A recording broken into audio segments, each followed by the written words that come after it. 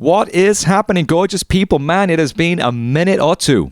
I hope you all had a wonderful Christmas, and I hope you're all super stoked about what is clearly going to be a badass 2026, baby.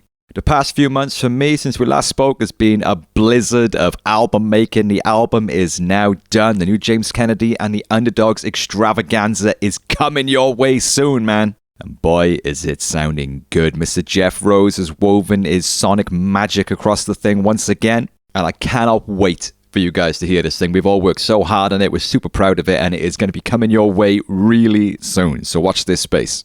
But now that I got some more time, I think it's time to get back on the old podcast saddle and start having super interesting conversations with super interesting and awesome people. Case in point, we are kicking off January 2026 with our first podcast episode of the year with a super interesting guy who's led a super interesting life. This guy is a world expert in all the things that I am fascinated by. Global power dynamics, organized crime, superpowers, and untangling the truth from the noise, of which there is a lot these days. So, it is my absolute pleasure to introduce you to Professor Mark Galeotti. Mark is a historian, a lecturer, a prolific writer, and one of the world's leading experts on Russia, security, and organized crime. He also has a brand new book out called Homo Criminalis, How Crime Organizes the World, which is a thrilling whistle-stop tour of how the world's criminal underbelly has shaped state-making, capitalism, globalization, and all forms of so-called legitimate power. So I am absolutely bursting at the seams to jump feet first into this one and welcome onto the podcast Mr. Mark Galeotti. How are you doing, sir? Hi there, I'm well, thanks. Good to talk to you.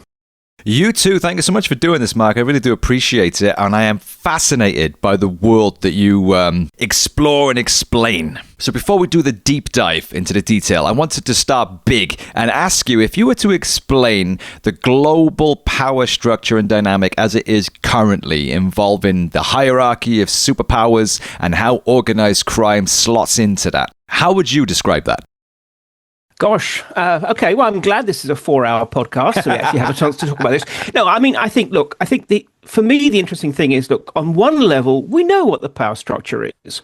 You know, there are the big countries like, obviously, China, United States, to a lesser extent, Russia, which can throw their weight around. And there are the big beasts of the economic order. You know, whether we're talking about Elon Musk or Apple or Microsoft, who also have disproportionate weight. So in some ways, the world is as it looks. But at the same time, and again, this is a sort of key theme of the book, what we have to understand is the degree to which, almost running like capillary veins through all of these structures, there are these channels of criminality. And it's not about, I would love to think that there was some kind of global criminal combine like Spectre, whose members meet in some kind of base, probably in an extinct volcano, who decided, and it's all, number 3, how do our operations in Asia proceed, and that kind of thing. It's not like that. It's actually about markets and understandings and a whole bunch of people who in and of themselves aren't that important or powerful or smart, but nonetheless put them together. And they represent sort of an additional force that in so many ways works with, not against, the overt powers of the world. Well, it's interesting that you refer to this organized crime as veins that run through the entire global power system, because that's quite a presence if that's the case. And I'm wondering, just for clarity, are we talking still about, the kind of Hollywood version of organized crime, mafia gangsters and, drug barons with machine guns? Or are we talking about, the more boring kind of, offshore banking and all that sort of stuff? Well, the point is, they're all part of one criminal ecosystem. Yes, so you've got these, drug cartels in Latin America, Afghan heroin barons, you name it, and increasingly now the people who underground laboratories create synthetic drugs. Yes, they're doing what we might think of as the kind of the sharp end, the obvious crime. But what do you do with when you have not just sacks, but almost sort of carloads of cash? You have to launder that. You have to move that into the legitimate financial system so that you can hide its origins and then actually use it safely. And because then that means it then goes into the hands of precisely these accountants and lawyers and other facilitators. And then a lot of that gets reinvested. and some of that gets reinvested in totally legitimate activity. Some of it gets invested in the kind of halfway house stuff, counterfeit goods, for example. Fine. So this is once upon a time it would have been CDs. Now obviously it's actually things like designer goods and such like, which a lot of people think, well, that's crime, but it's not really crime. Yeah. But the point is, these are all interconnected. I think this is the thing. We like to think that crime is the other, that it's in other countries, or it's, guys called Nobby with broken noses conspiring in that pub that you wouldn't dare go into. East End of London, yeah. Exactly, all of that stuff. And there is all that goes on. But the point is, it comes all the way into our own homes, even to the point of, although clearly the big furniture makers claim to have very reputable sources, but, there's a lot of illegal logging that goes into making again, I'm certainly not going to name names because we live in litigious times, but, the kind of furniture that may well be in large, fairly sort of well-known brand sort of stores and things. And again, we don't tend to think of illegal logging as a crime. It's not like human trafficking or these very obvious, horrible things. But actually, a lot of the money that comes from illegal logging may well go into drug production, or a lot of drug money might go into illegal logging, and the same bankers will happily launder the lot of it. Well, when it comes to the money laundering thing, I've always wondered about the level of awareness on behalf of these major, high street banks that, many of them have been openly guilty of, laundering, massive amounts of criminal money through their systems, And are they aware that they're doing so? What's their level of complicity in this whole house of cards?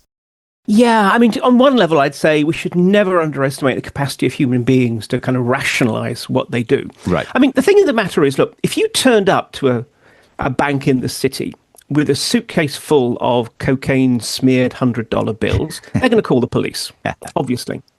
But the thing is, you don't do that. You've had the courtesy to pre-wash it. So, what you do is there's a whole chain. First of all, you get the original money and you move it into a banking system, even one in a very, very dodgy jurisdiction. And often it's by what's called smurfing, which is because if you put in $10,000 at once, that has to be kind of recorded and registered and notified. So you have lots and lots of smaller sums being paid in. So you have a bunch of people whose job is just literally to go from bank to bank, paying money in. Right. Anyway, so you've got your money into the system, but it's in a very dodgy jurisdiction. So you slowly, bit by bit, move it up the food chain. So it then moves to slightly less dodgy ones, but it's still, they're not going to be very, very stringent about all that know your client sort of stuff. And then after you've done a whole bunch of these transactions, first of all, you ping your money all around the world. Remember, money isn't a thing now. Right. It's a bunch of ones and zeros being moved around the virtual space. So, because you want to make it as difficult as possible for the police to prove that it is coming from a criminal source. And after a certain point, you then move it into the ones that, again, here I will sort of name names, in places like Israel or Cyprus or Turkey or the UAE, where, you're then just a jump or two away from the gold star jurisdictions like London, New York, Frankfurt. So in a way, you're moving it up. And by the time it reaches there, well, in some cases, yes, the bankers may well have no idea. In other cases, they may well have an idea, but they have deniability. Someone I was at university with, who then went into the city to get a very well-paying job in compliance, and then a few years in, about 10 years in, actually left the city. He said, look, actually, the problem is this. In theory, my job is to make sure that my bank complies with all the various rules and regulations. In practice, my job was to ensure that no one can prove that the bank doesn't comply with all the regulations. Right. And this individual decided that they'd had enough. I mean, admittedly, not after they bought their nice house in central London and paid off the mortgage, but I can't blame them for that. So I think the thing is that some people don't know, some people don't care, and some people, they might have a bit of a concern, but as I said, all the T's have been crossed and the I's have been dotted, and when it comes down to it, their annual bonus depends on the business they handle.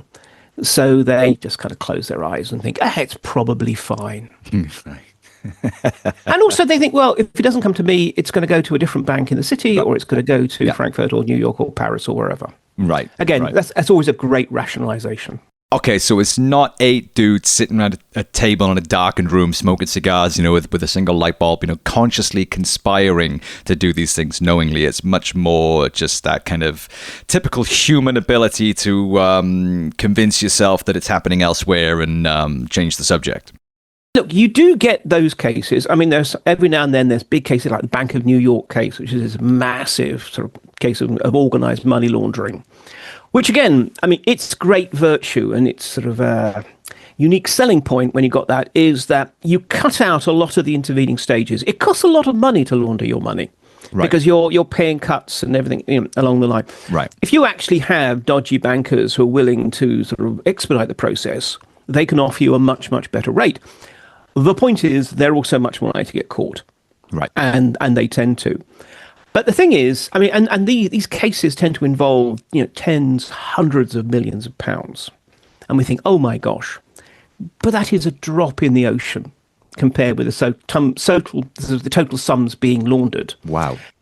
Because most of it just happens, again, in this much more gentle circulatory process of the global economy, and it gets lost in that.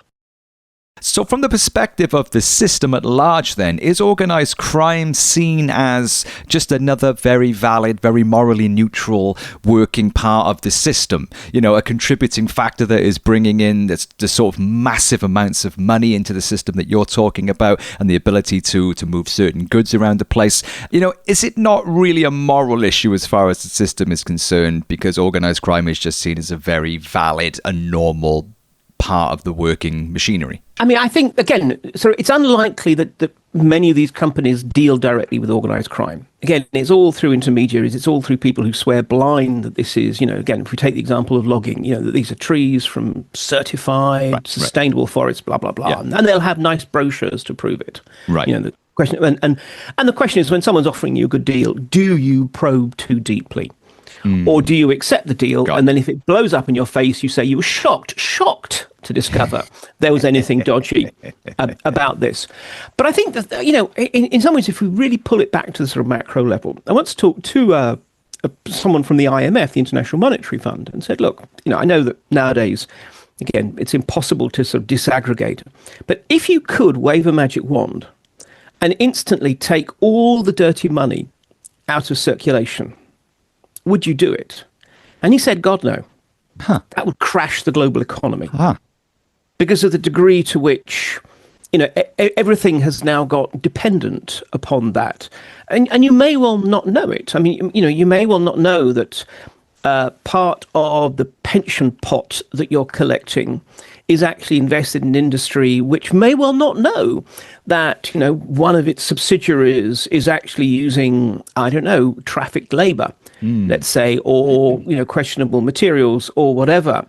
But the point is that if all of a sudden you try and take that out, the result is catastrophic. I mean, again, just to flip it around, if we think of the 2008 global financial crisis, that was a liquidity crisis. Basically, there just wasn't enough cash in the system to lubricate the workings of the global economic machine. And although it's something that is very hotly disputed, as far as I'm concerned, I think the case has been made that although ultimately this was turned around by huge amounts of government intervention, especially US government intervention, governments don't move quickly. And in fact, the initial moves that helped stop the entire global financial system from just seizing up and stopping was, and we ought to offer up a little prayer to them, the drug barons, because they spotted this as an opportunity. They had huge amounts of cash that they hadn't yet been able to launder. They literally were sitting on houses where every room is just stacked high with banknotes. And in those circumstances, they thought, wow, this is a good opportunity, because at this point, no one's going to question where money comes from. And so again, although in aggregate terms, this wasn't a huge amount compared to what the governments eventually would spend. But the point is, criminals can move fast. They could move in hours and days where governments take weeks. And that probably helped, stop the worst impact of the 2008 financial crisis. Now, again, not that therefore we should be raising statues to the heroic drug lords, but it's a reminder of the degree to which these days you can't really unpick the legal from the illegal. Yeah, that's fascinating stuff, man. Well, using a current example then of the very recent US invasion of Venezuela, under the pretext of wanting to curtail the flooding of American streets with illegal drugs. Is that legit, as I doubt, or is there something much more nefarious happening under the hood there? Well, I mean, I think there's something much more nefarious. I think politically nefarious. I mean, criminal maybe with a small c or a moral sense, but not what we think of. I mean, for a start, it's worth noting that, do drugs, particularly cocaine, pass through Venezuelan ports? Yeah, of course they do. Is that the main conduit? No, absolutely not. I mean, if you really want to address the flow of drugs, and particularly they're talking about fentanyl doesn't come from Venezuela. You decide to invade Mexico. And NB, Donald, if you're listening, I'm not advocating that. It's clearly that this was about oil, this was about ego, and this was just simply about a US president with little impulse control who's got all these cool toys to play with and wanting to play with them. But the interesting thing is this, that there's now talk about how, basically Venezuela will be forced to trade with the United States and, the US companies, although US companies don't seem that interested in Venezuelan oil because of the huge amounts of money they'd have to invest, and much of which would then be embezzled or stolen. But nonetheless, what is clear is that if there are now going to be some kind of sort of sweetheart deals between the United States and Venezuela, again, this is all perfect territory for corruption. As soon as you start to, I mean, again, the market is a very, very imperfect beast for handling economic allocation. The only problem is all the other mechanisms seem even worse. But nonetheless, as soon as you start distorting the market, you create opportunities. And basically, smart guys in both the United States and Venezuela are going to be thinking, how can I make money off this? And that's what we like to see. That's what we saw in Iraq, for example, after the invasion. It's what we saw in Afghanistan. So, again, just basically sit back and wait. Because, again, almost anything that happens in the world, every tax that is levied, every ban that is introduced, every invasion or whatever, there will be people, smart, morally bankrupt, but imaginative individuals, who will be thinking, how can I make money off this? Right. And a lot of them are going to fail, but enough of them are going to succeed. So is there an interest then in the system maintaining the status quo as it is with regards to the illegal status of certain industries such as drugs? I mean, if the government of the US really wanted to remove the criminal element of this issue, they could just legalize drugs, for example. But is there a mutual benefit to the legal world and the illegal world of things staying as they are, for certain industries remaining illegal? Are there certain benefits the legal world derives from that? That's a really interesting question. And again, it's a really big one. In some cases, there are some drugs which absolutely we shouldn't be legalizing because they are incredibly dangerous. Yeah. There's a difference between marijuana and heroin. Yes. There's also the problem of the kind of the moral stature of various things that, again, although we have internalized the idea that sort of tobacco and alcohol are the acceptable drugs. And others, people will then say, but has nobody thought of the children and all that?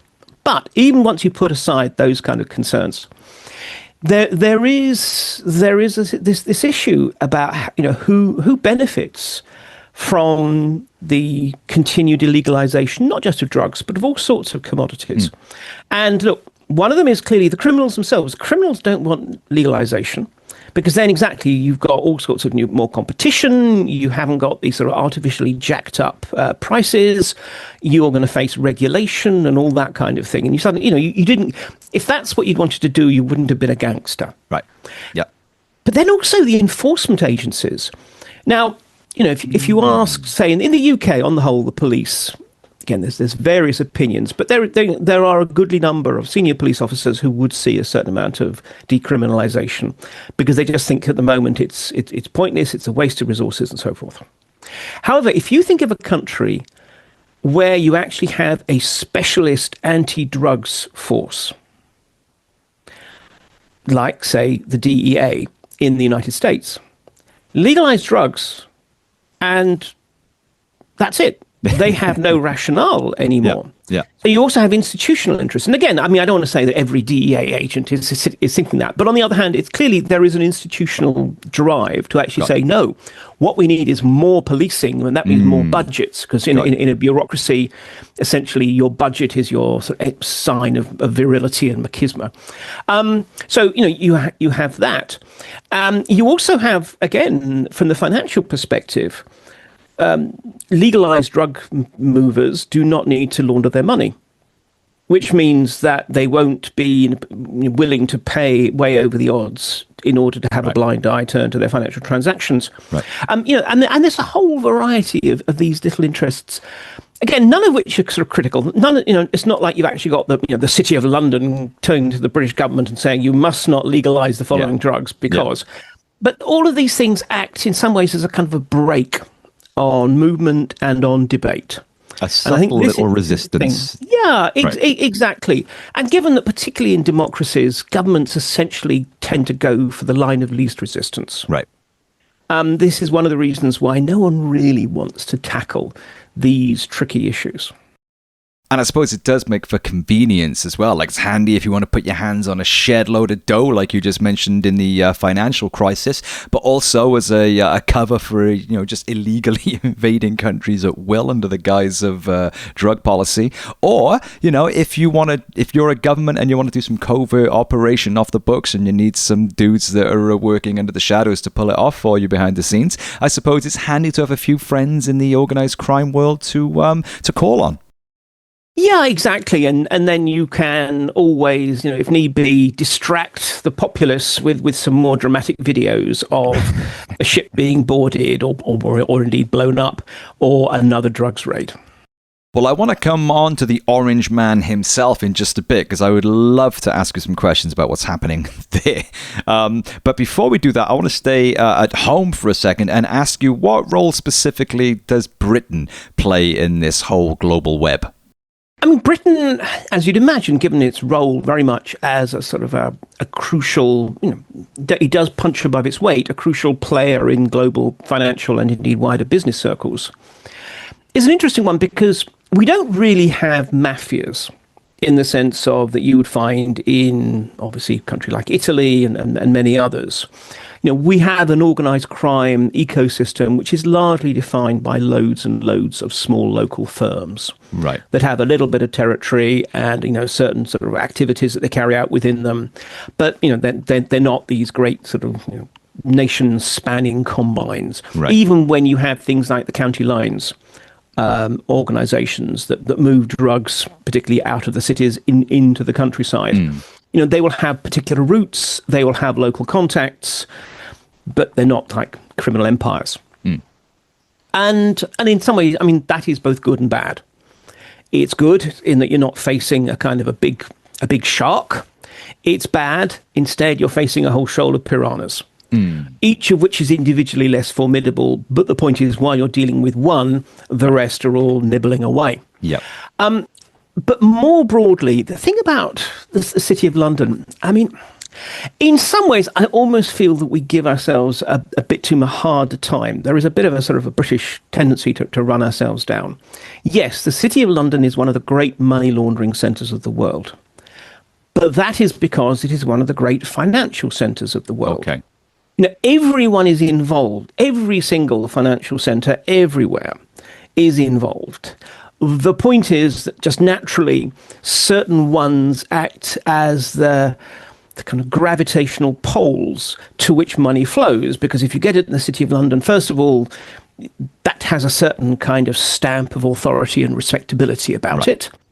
But also then you can use it that much more effectively because there are all these other financial opportunities there, in a way that if it's still sitting in a bank in Islamabad, you're not going to have the same kind of capacities. Got you. So, yes, there's a lot of dirty money there, but there's a lot of clean money there. And I think it's just simply a reflection of the fact that, it is a great city for these kind of financial activities.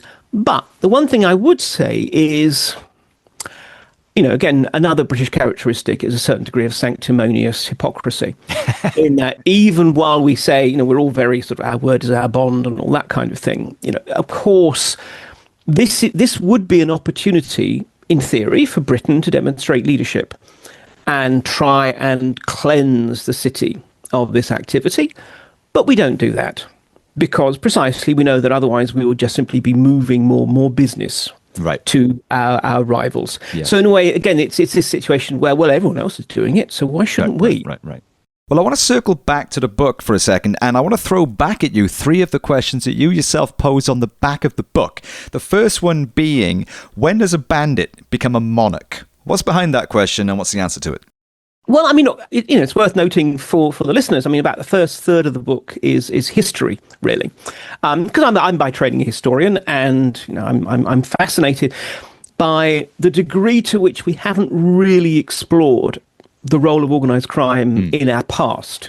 I mean, there's a lot. You go to the true crime section of any bookshop, and you'll find loads of stuff about the present. But I think we don't really understand the past, and in particular, this point about a bandit becoming a king.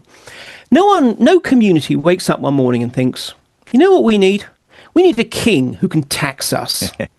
It doesn't tend to happen that way. What we actually tend to find is that if you go way back to, before there were states and so forth, you had these forces, whether it was tribal or whatever, but people who had gangs of thugs.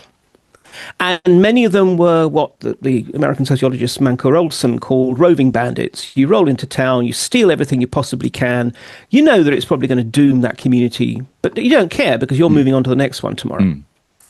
But then there's also the stationary bandits who come into town and think, actually, this is quite a nice town. We're going to take it because we've got the muscle and the capacity to do so. And so we're going to steal, but not so much as to essentially kill the goose that has laid golden eggs, because we're hoping the goose will be laying more golden eggs tomorrow and the day after tomorrow and so forth. And once you're there, yes, fine. So you've got a bunch of heavies who are much tougher than the local peasants, but there are a lot more of them, and you've got to sleep sometime. So again, I'm simplifying, almost caricaturing this, but you also want to find ways of legitimizing your rule. Hey, I'm the ruler because God said so, because I pulled a sword out of a stone, or whatever else. Right. Yeah. So you create the myths that legitimate. You have to protect your turf because you want to continue to tax it, which means that in effect you begin to also sort of effectively become an army, and you begin to have lines of demarcation with other stationary bandits, and this is in some ways how states begin to form. Wow. And over the generations, again, the legitimacy angle becomes more significant. Rulers begin to feel that they have responsibilities towards their ruled, but again, that's a process that takes place over time. And the thing is, this is what we see when states collapse in the modern world. You look at what happened in Afghanistan. True. Yeah, in theory, the Taliban are in charge, but you go out into the hills and it's local tribal warlords. Yes. Right. If you look at countries like Somalia, which essentially experienced state collapse, who knows what might happen in Venezuela or Iran. But basically, when states collapse, actually you get this kind of anarchic process whereby, you get a load of different warlords and thugs, and most of them are too stupid or greedy or just unlucky. But some of them will establish themselves, and they may well become the kernel for the future states that emerge there. Right. So, obviously, we although we don't really see it that much now, it does happen. But that is in some ways where in prehistory, bandits became kings. Wow. I mean, is that an actual accepted theory as to the birth? That's my theory. No, I mean, look, we don't really know. And again, there's no one theory. I mean, there's all sorts of reasons. Sometimes, if you look at the so-called, I'm going to get very wonky here, hydraulic monarchies, which could wear control of canals, dams, and basically the waterworks that provide agriculture, become the basis of power, and so forth. There's lots of different theories. But when it comes down to it, a state is ultimately a coercive body. State is a body that actually says you do what you're told. Yeah. And yes, we have all kinds of icing on the top of that cake that says, and you pay your tax, and that's why there's a fire brigade that will come if your house burns down. And that's why all sorts of other benefits accrue. But when it comes down to it, you don't get to say, actually, I'll take my chances. I don't need a fire brigade, thank you. I'm going to pay for private healthcare, so I don't need an NHS, etc. No, you don't get to say that because the state ultimately says, that's your choice, but you still have to pay your tax or else bad things will happen to you. States are engines for collecting revenue and then spending them. And if need be, backing all that up with force. Well, I think that also perfectly covers the second question on the back of the book, which I was going to throw back at you, which is, when does a gang become a government? Because there are similarities, aren't there, in how the two things function. I mean, gangs have extortions and, protection money and things like that, which does have parallels between the way, a government functions. Yeah, and particularly, I mention in the book a case when I went on a ride-along with New Jersey state troopers into Newark, New Jersey. It's weird. It's always a bit sort of confusing. There's Newark right next to New York. And in some ways, Newark is a miserable, impoverished, downtrodden place, really. I mean, I lived there for 2 weeks and we had multiple fatal shootings in that street. But the point is, it's also the place where a lot of the people who do the poorly paid night work for New York live.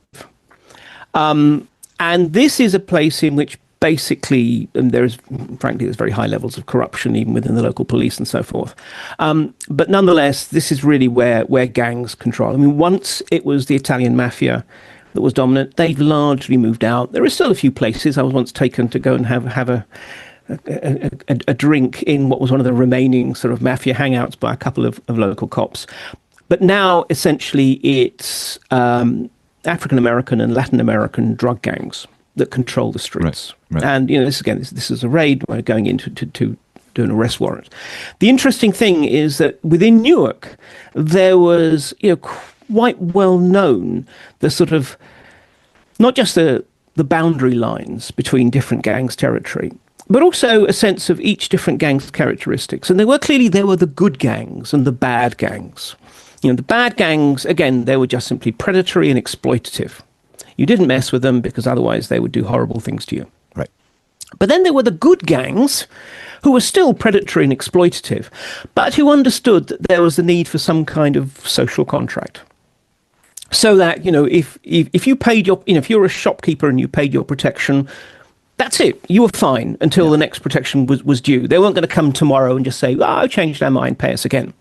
That you could, for example, claim a degree of protection from other gangs if they tried to sort of come into the turf and so forth. So even at that stage, and I said, these were all deeply unpleasant individuals, I should stress. Yeah. But nonetheless, some were, and I think for pragmatic reasons, they had realized that actually it is worth developing some kind of relationship with the local community because you were thinking of the long term. And because you were fully aware that when it comes down to it, it's not just that the local community could band together against you. That's unlikely in an age of automatic weapons. But on the other hand, what they could do is inform on you to the authorities. And the authorities, after all, are the biggest gang in town. They have more guns and more people when they want to deploy them.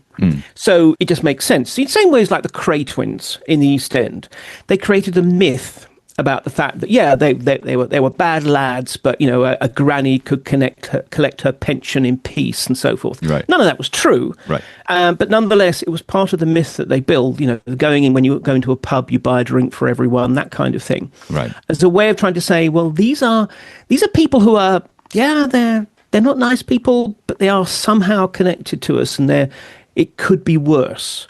So we'll settle for these. So this is really how gangs become governments often.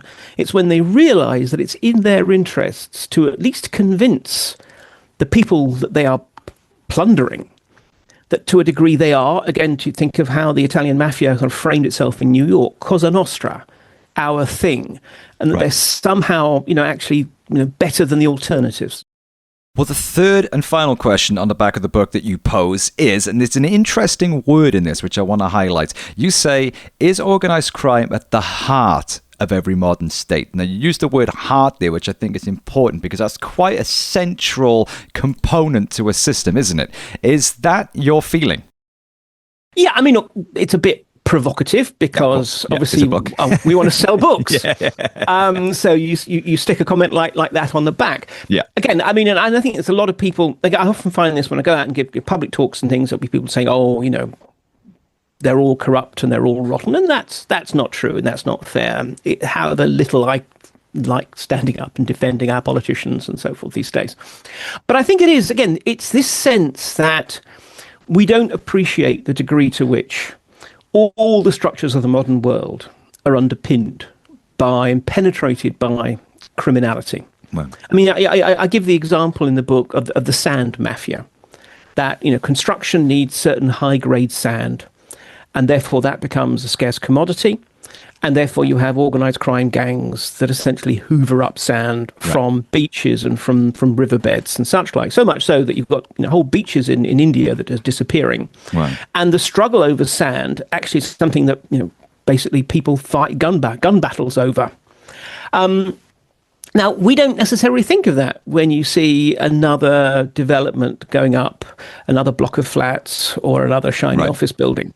But it may well be that amongst the sacks of sand that are being used for its foundations are ones that have come from these kind of criminal activities on the other side of the globe. We now live in this extraordinary sort of, again, globalization has become such a bit of a buzzword these days that means everything and nothing. But, it is true. Look, we now all live in one economic space, one information space, with the internet and the relative ease of the movement of people and goods. And to this end, everything is interconnected. Your street corner pusher who is selling little bags of heroin may well never have left the country, not have a passport. But if you look at the economy that has got that heroin to him, let's say that heroin has come from Afghanistan, maybe it was processed there, maybe it was processed just across the border in Central Asia or in Pakistan. Then perhaps it was moved all the way along the so-called southern route via Iran, via Turkey. It's an incredibly complex global infrastructure that has just led to that one rather unimpressive individual selling the drugs.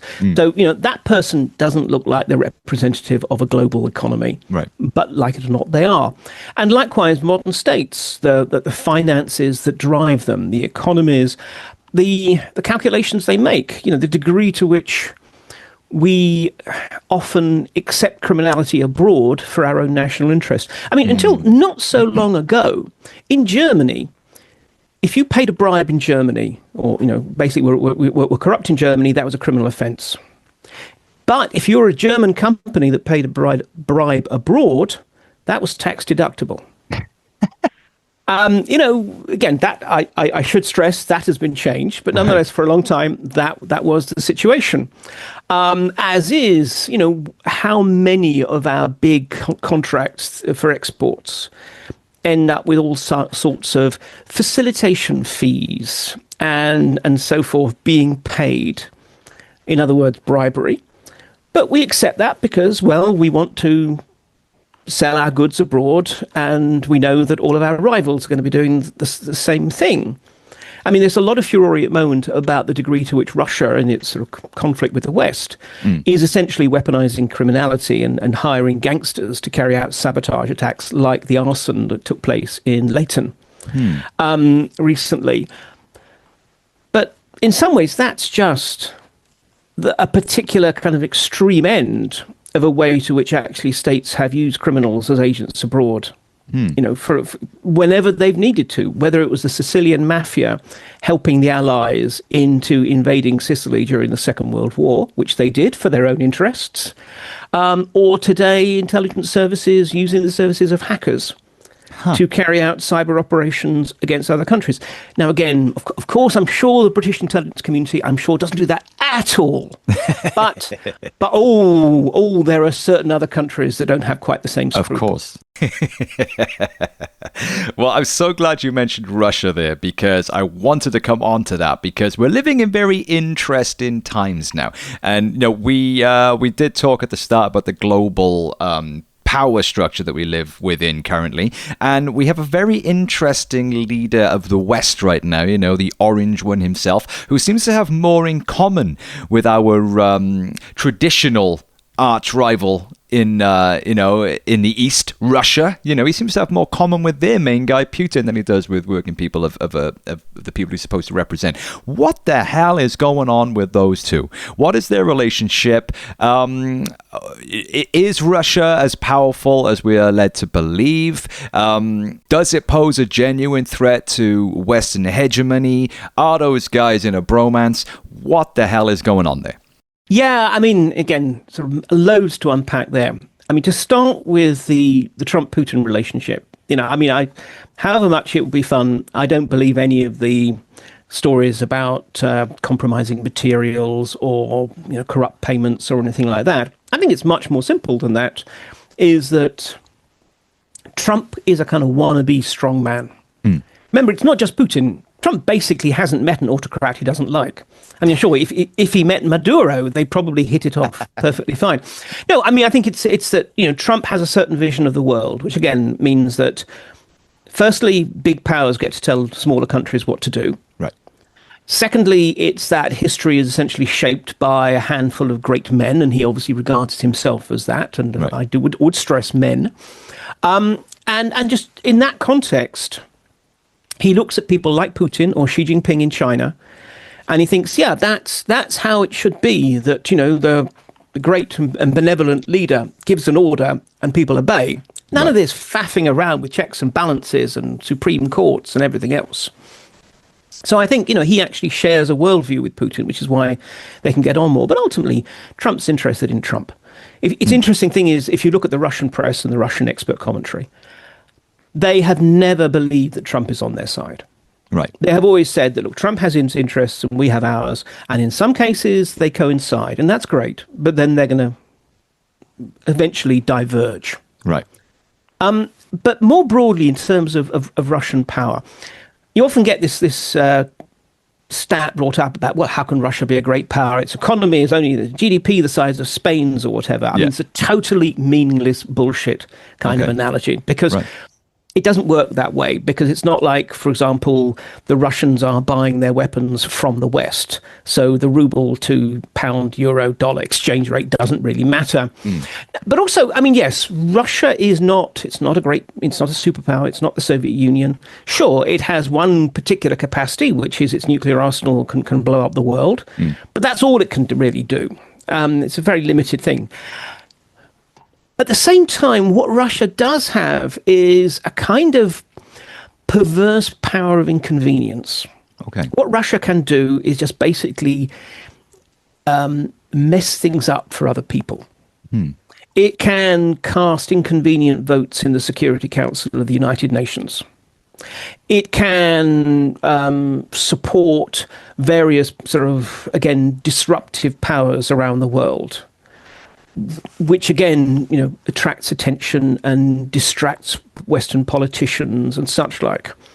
Putin, for me, I think, I have a particular axe to grind, because I was in the first batch of Brits who were banned from Russia in June. I've read about that, yeah. For my supposed Russophobia. And I think, well, actually, the greatest Russophobe, the greatest hater of Russia, sits in the Kremlin because of what Putin is doing for Russia's long-term prospects. But nonetheless, in the short term, this is an example of if you really don't care, if you don't care if you're going to get a Nobel Peace Prize, if you don't care what people are going to say about you, and if you don't ultimately value the sort of soft power ties that so much of the modern world is sort of connected by, then you have a considerable degree of autonomy. But when it comes down to it, sure, Putin, he's fighting his war in Ukraine, and he's slowly and at huge cost winning. Or rather, the way I tend to frame it is, both Russia and Ukraine are losing, but the Ukrainians are losing a bit faster. Right. But on the other hand, he's also essentially having to sacrifice all of Russia's stake in the global world. I mean, they couldn't do anything about Venezuela, even if they'd wanted to. They weren't able to ultimately protect Assad in Syria, except personally. His regime fell, but Assad himself has a nice flat in Moscow. Right. They basically, even within what was once their sphere of influence of the post-Soviet states in the South Caucasus and in Central Asia, they're no longer the deciding power the way they were now, Right. the way they were then, and now essentially China and other countries like Turkey and Iran are increasingly sort of encroaching. So, yes, Putin has the power to continue to resist doing what we want, but it's at a cost. Right. And God knows when I'll ever get back to Russia. I'm still optimistic. I feel I'm going to have to outlive Putin, but Yes. I do have numbers on my side in that respect. But I do wonder what kind of a country it will be by the time I'm able to get back. Yeah, that sucks, man. Well, one of the other inconveniences that we're seeing with regards to Russia as well is their ability to create tension in the narrative and to cause confusion and stress and arguments and division, primarily online through the use of social media and the intensive use of these bot farms and click farms and things, to flood social media with misinformation and disinformation and to just confuse the hell out of everybody and kind of enjoy the mess that unfolds from that. I'm thinking, of course, about Brexit and, of course, the supposed influence that Russia had in the Brexit vote. Is that accurate? Is that actually, Russian power on display there, or is their role in Brexit in particular kind of blown out of proportion? I mean, it's both true and blown out of proportion. No, I would dearly love to be able to blame Brexit on Putin.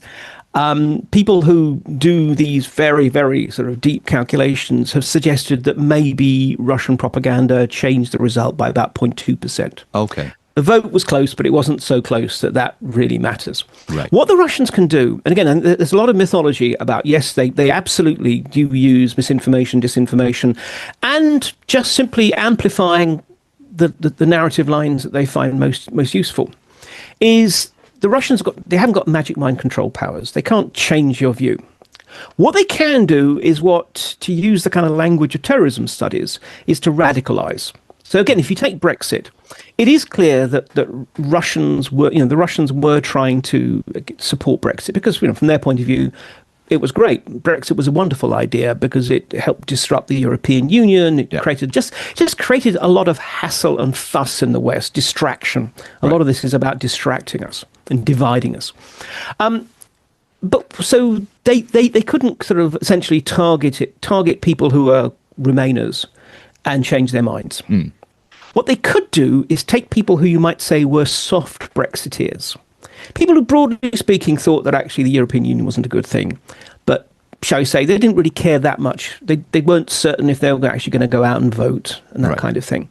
And persuade them that, in fact, no, this was an existential moment for Britain and it was really important and they absolutely should go and vote. And we see that generally.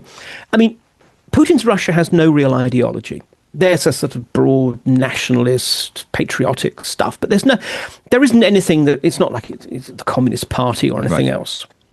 And that's very liberating for them because it means that they can essentially amplify every single convenient voice. So they just look for disruptive voices. So if you look at America, at the same time as they were supporting Black Lives Matter, they were supporting the National Rifle Association. Okay. If you look at Europe, they can support extremists of left and of right. People who talk about the need to have a stronger state and people who are secessionists like the Basques or indeed the Scots. They don't care. What they want to do is disrupt us. And so what they will do is precisely every single convenient sort of radical voice that they think might help, they will try and big up and amplify. And it doesn't mean to say that these people are in any way sort of pawns of the Russians or whatever. But nonetheless, just simply the fact that we are democracies, which means that we're going to have all kinds of different shades of opinion and all kinds of disagreements. And that works to the Russians' advantage. The thing is now, look, the real disruptive things are nothing to do with the Russians. They're to do with the algorithms that shape our social media bubbles and that kind of thing. I think Elon Musk, rather than Vladimir Putin, has a much greater role in sort of shaping narratives in Western democracies. However, what really does worry me is we are getting to see that the Russians, in some ways, are learning the tricks from the advertising business in the West. And they are turning to use artificial intelligence to micro-target. Because once upon a time, targeting was fairly broad. So you'd find, kind of a particular, let's say, online community that supported some, view X, and you just kind of try and amp it up. Now they can say, well, look, when we have a constituency of people who, let's say, they are Brits from the northeast of England who supported Brexit, who are now feeling disillusioned with the Labour government and who own cats, we can focus it down to that level and maybe have middle income, but they're a bit worried about whether or not their kids are going to be able to buy a home. And we can create messages that are actually targeted for that constituency and send it to them. Because this is what advertisers have been starting to do. Right. So the Russians are going to do it. My concern is not so much about what the Russians are going to do with this. It's that, in a way, we've got to realize the Russians actually are very imaginative and they're actually very, very tech-oriented. I mean, Russia is a lot more cyberpunk than any Western country that I would say. That's a whole other... One day I wanted to write a book about Russia as a cyberpunk country, but anyway, too many projects, not enough time. But what happens if, let's say, the Chinese, with hugely greater resources, start thinking, this looks quite neat. How can we spread disaffection, disarray, and disunity in the West using these technologies? Or because actually this is stuff which is relatively cheap once you've got the computing capacity to do so. Right. Who knows who's going to be the next antagonist nation over the horizon? At the moment we focus on the Russians and the Chinese with a little sort of side order of Iran and North Korea. Right. But, we don't know. Are we going to be fearing the Brazilians or the Belgians, Indians, or exactly whoever? God knows. But nonetheless, the idea is that sort of once these techniques and technologies start to get developed, they can be applied by others. Yeah, and very difficult to untangle and unpick that from legitimate forms of information as well, because it's all delivered through the same noisy platforms. Yeah, and because, again, it often doesn't depend on lies. We tend to have a focus that's all about disinformation and lies.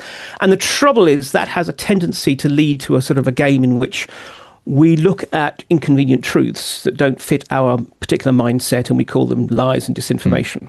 I mean, I always find this bizarre. Sometimes I'll write some article that appears online, and you look at the comments, which is always a big mistake. One should never ever look at comments. But there'll be one comment that says, who is this neocon anti-Russian NATO shill? And another one who says, oh, I hope you've been collecting those checks from Moscow. I mean, I wish. Off the same article. Right. We have the capacity to read different things into what we say. Right. But also, I mean, from the Russians' point of view, what they have realized is that there is sometimes a place for a strategic lie.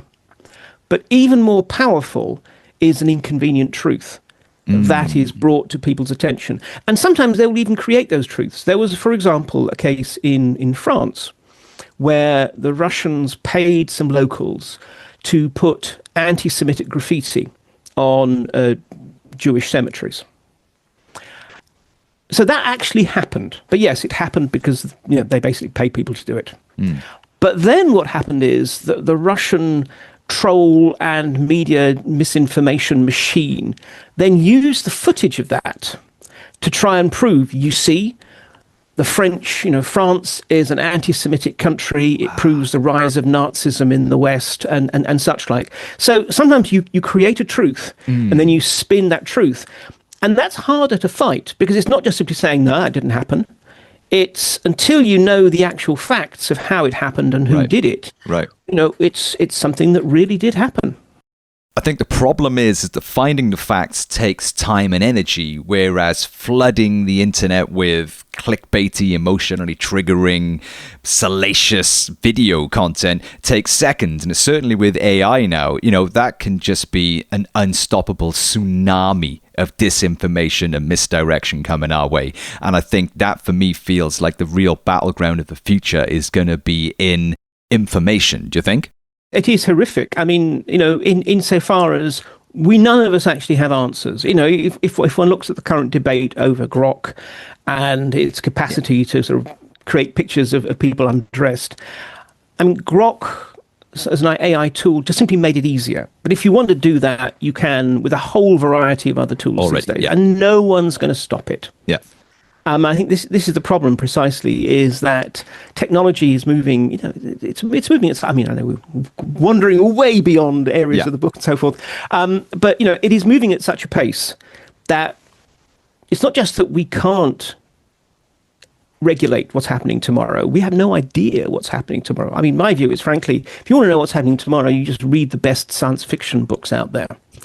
Because they're probably going to tell you more than any number of government reports about what's going to be happening in the future. And if I can just loop this just briefly back to the sort of themes of the book, I mean, one of the things that does strike me is we're so bad at what's called red teaming.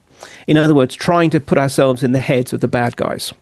Right. And I think if there's one thing that I would hope policymakers get from the book if they read it, and I hope they will, well, buy it certainly, but read it, they might as well, is precisely this idea of whenever you're going to do something, whenever you're going to bring in some new initiative or some new law or some new tax or some new regulation, have some smart people sit down and think, well, okay, how could this be abused and manipulated? Well, how does this create criminal opportunities? Because I can guarantee you that it will. Now, it doesn't mean to say we don't do it, because, some things we're not going to just let people go into the supermarket and buy heroin for all kinds of good reasons. But nonetheless, at least then it gives us a chance of being ahead of the game. Because otherwise what happens time and time again is some new laws brought in, often for the best possible intentions. Like, for example, banning CFC gases, which create greenhouse gases.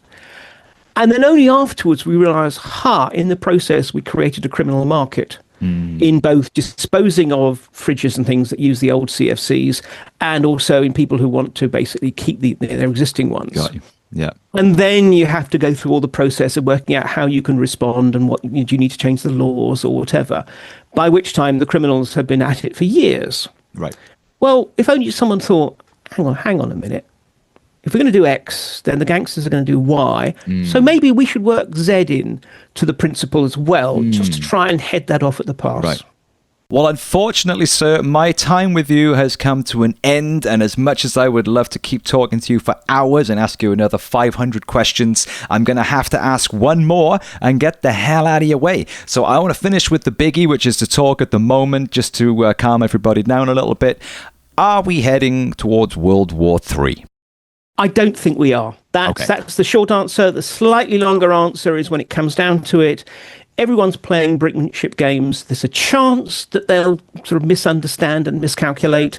But to be perfectly honest, no one has an interest in letting things go that far. Well, amen to that. Thank you for reassuring us all, Mark. We have now got to plug this incredible book of yours, Homo Criminalis, How Crime Organises the World, is out now.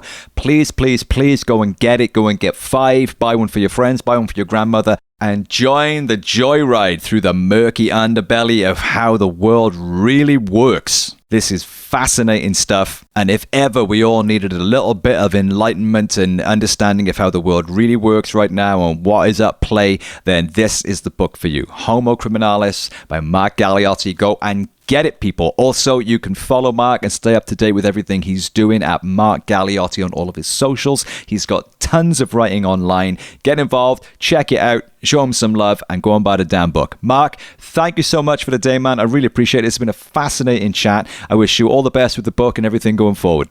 Yeah, absolutely. I've had a blast. Oh, me too. Thank you, man. Speak to you soon. Best wishes. Bye. How about that then? Mr. Mark Galeotti, ladies and gentlemen. Let's hear it for him. Phew, I love that stuff, man. How organized crime infiltrates and lives harmoniously within and underneath our entire modern world. And from what Mark was explaining, it goes back, right to the dawn of civilization, and has stayed with us ever since as an integral vein, capillary system, as he described it, that runs through the whole goddamn structure and in many ways holds it together. How mental is that? So please go out and buy the book and support Mark's work. It is going to be a fascinating, mind-blowing ride, I promise you. The book is available everywhere. And if you haven't yet subscribed to the podcast, please do click the subscribe button. I don't have adverts on this thing. I make no money doing this thing, and it does take up my time, baby. So the least you can do is click that link and let me know that people are listening to this damn thing. If you get a minute, hit the star button. Give me some reviews or leave some comments as well. I put these things on YouTube. I don't think anybody watches it on YouTube because there's nothing to watch. But it's a good place to leave comments and join in the conversation and share your thoughts as well. So if you haven't listened to the podcast on YouTube, it is also available there for your YouTube Premium subscribers. I'll be back next week with another fascinating conversation with another awesome dude. In the meantime, have an awesome week. Take care of yourselves, take care of each other. And I'm back to the studio to do some hard rocking with the underdogs, baby.